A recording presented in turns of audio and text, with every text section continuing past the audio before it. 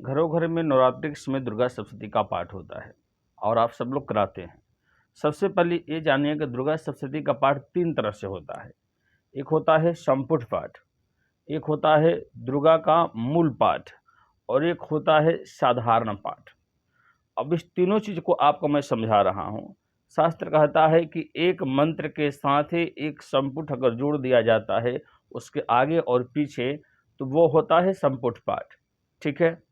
और एक पाठ क्या होता है जो 9 दिनों में केवल दुर्गा सप्तशती के 700 श्लोकों को पढ़ा जाता है, वो होता है आपको दुर्गा जी का मूल पाठ।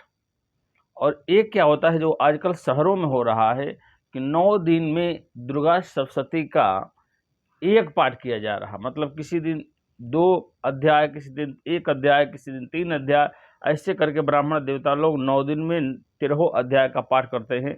वो भी एक तरह का पाठ ही हो रहा है। लेकिन वो सब पाठ ही अपने अपने जगह पर बिल्कुल सही है।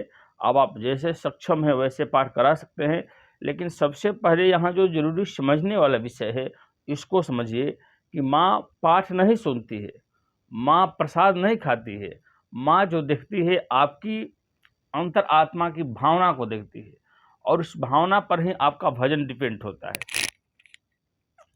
तो यहाँ टोटली मायने ये करता है कि आप किस भावना के साथ पाठ करा रहे हैं और किस भावना के अनुसार माँ से जुड़े हुए हैं। यही सबसे बड़ा रहस्यमय चीज़ है।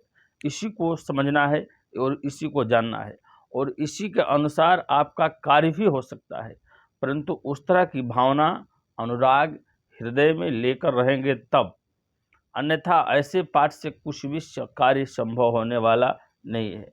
उस दरबार में, उस भगवती का, उस चरणों में, उस अंतर आत्मा में ये सदैव बात निहित होकर बैठना चाहिए कि जो मैं कर रहा हूँ वो भगवती के सामने कर रहा हूँ। ऐसा अगर आप सोचते हैं, ऐसा अगर आप करते हैं, तो इसका बेहतर परिणाम आपके साथ होगा और सकारात्मक सिद्धांत आपके साथ होगा। बहुत बहुत धन्यवाद। नारायण।